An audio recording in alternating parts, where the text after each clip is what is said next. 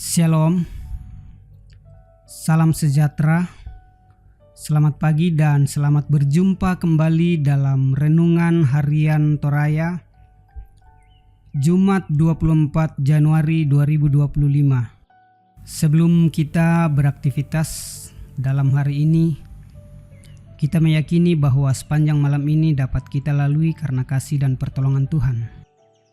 Untuk itu, untuk memulai segala kegiatan kita pada hari ini, mari kita memulainya di dalam firman Tuhan. Namun sebelum kita membaca dan merenungkan firman Tuhan, mari kita satu di dalam doa. Kita berdoa. Ya Tuhan Allah Bapa kami yang bertahta di dalam kerajaan surga, pada pagi ini ya Tuhan, kami kembali datang menaikkan puji syukur di hadapan hadirat-Mu.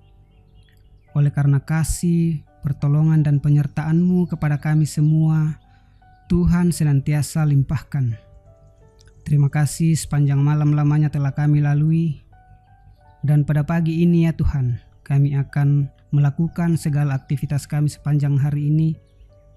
Namun sebelum kami beraktivitas, Tuhan, kami mau mendasarinya di dalam firman-Mu.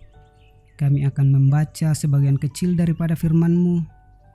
Tuhan, terangi hati pikiran kami sehingga firman-Mu ini dapat kami baca, dapat kami renungkan, dan firman ini boleh senantiasa menjadi pedoman di dalam kehidupan kami. Ya Tuhan, bersabdalah kepada kami karena kami telah siap untuk merenungkan firman-Mu ini. Dalam nama anak-Mu Yesus Kristus kami datang berdoa dan memohon kepadamu. Amin. Ibu Bapa yang sama dikasihi oleh Tuhan dimanapun kita berada, firman Tuhan yang akan kita baca pada pagi hari ini, Nehemia pasal 2 ayat yang pertama sampai ayatnya yang ke-10. Firman Tuhan berbunyi demikian. Nehemia diutus ke Yerusalem. Pada bulan Nisan tahun ke-20 pemerintahan Raja Artasasta, ketika menjadi tugasku untuk menyediakan anggur, aku mengangkat anggur dan menyampaikannya kepada raja. Karena aku kelihatan sedih yang memang belum pernah terjadi di hadapan raja. Bertanyalah ia kepadaku, "Mengapa mukamu muram? Walaupun engkau tidak sakit, engkau tentu sedih hati." Lalu aku menjadi sangat takut. Jawabku kepada raja, "Hiduplah raja untuk selamanya. Bagaimana mukaku tidak akan muram kalau kota tempat pekuburan nenek moyangku telah menjadi reruntuhan dan pintu-pintu gerbangnya habis dimakan api?" Lalu kata raja kepadaku, "Jadi, apa yang kau inginkan?" Maka aku berdoa kepada Allah semesta langit. Kemudian jawabku kepada raja, "Jika raja menganggap baik dan berkenan kepada hamba-Mu ini, utuslah aku ke Yehuda, ke kota pekuburan nenek moyangku, supaya aku membangunnya kembali."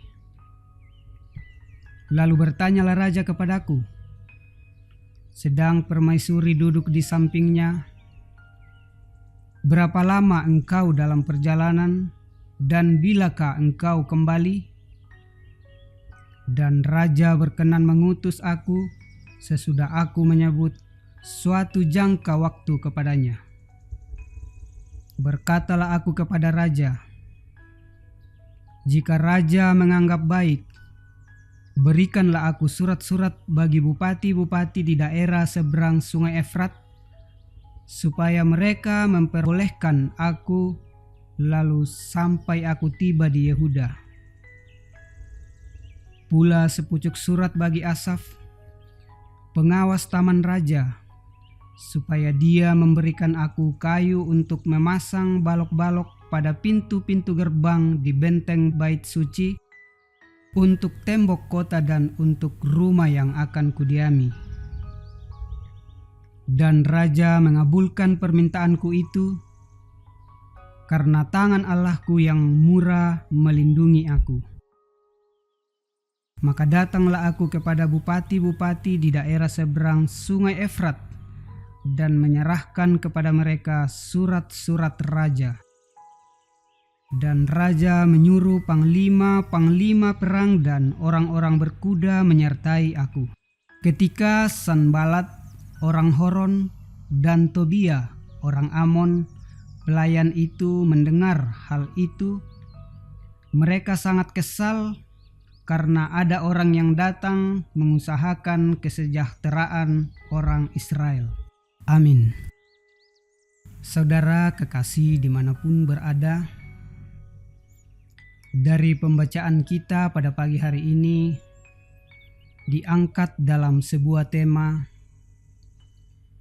peka terhadap panggilannya.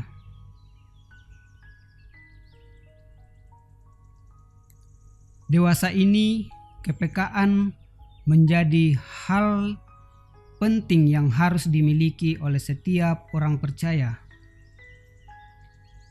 Mengingat banyaknya peristiwa yang mewarnai kehidupan manusia, tak terkecuali dalam pelayanan gerejawi yang terkadang memperlihatkan ketidakadilan, penindasan, bahkan sering merendahkan harkat dan martabat manusia. Merespon hal tersebut, setiap orang yang percaya semestinya peka untuk dapat hadir dan mengupayakan keadilan dan kebenaran bagi semua orang. Dari pembacaan kita ini, kisah Nehemia hendaknya menjadi pengingat untuk belajar merendahkan hati dan melatih kepekaan terhadap berbagai peristiwa, khususnya kondisi gereja akhir-akhir ini. Ketika didengarnya kehancuran yang amat ngeri di Yerusalem, ia berkerinduan untuk pergi dan membangunnya kembali. Dan kerinduan itu dinyatakan lewat keberaniannya untuk datang berbicara dengan raja, yang pada akhirnya mewujudkan lewat komitmen dan aksi nyata. Hal itu menegaskan bahwa kepekaan yang dibarengi komitmen yang jelas akan melahirkan aksi nyata yang dapat berdampak baik bagi semua. Kepekaan Nehemia semestinya mengingatkan kita untuk juga peka dalam panggilan pelayanan sebagai umat Allah. Sebab kita dipanggil untuk menyatakan keadilan dan mengupayakan kebenaran. Dalam pengutusan itu, kepekaan menjadi hal yang harus dimiliki. Peka terhadap keluarga, terhadap gereja, bahkan di dalam masyarakat. Karena hanya dengan kepekaan, simpati dan empati dapat terbentuk. Kita adalah umat Allah yang dipanggil dari kegelapan menuju terangnya yang ajaib.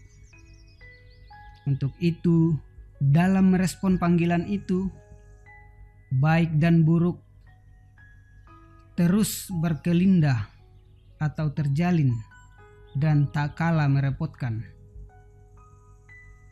bahkan menghancurkan persekutuan.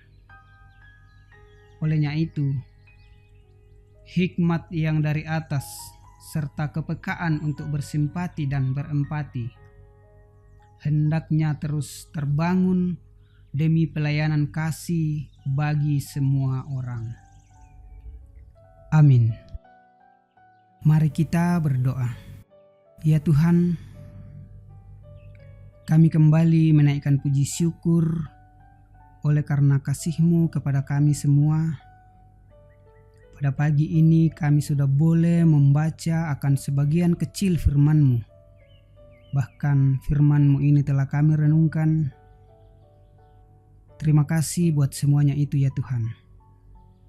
Biarlah firman-Mu yang telah kami baca, telah kami renungkan, dapat mengubah kami untuk menjadi orang yang peka terhadap apa yang sedang terjadi di sekeliling kami. Dan terima kasih ya Tuhan buat firman-Mu ini. Biarlah firman ini ya Tuhan akan menuntun kami dalam menjalani hari ini, menjalani setiap aktivitas dan pekerjaan kami sepanjang hari ini.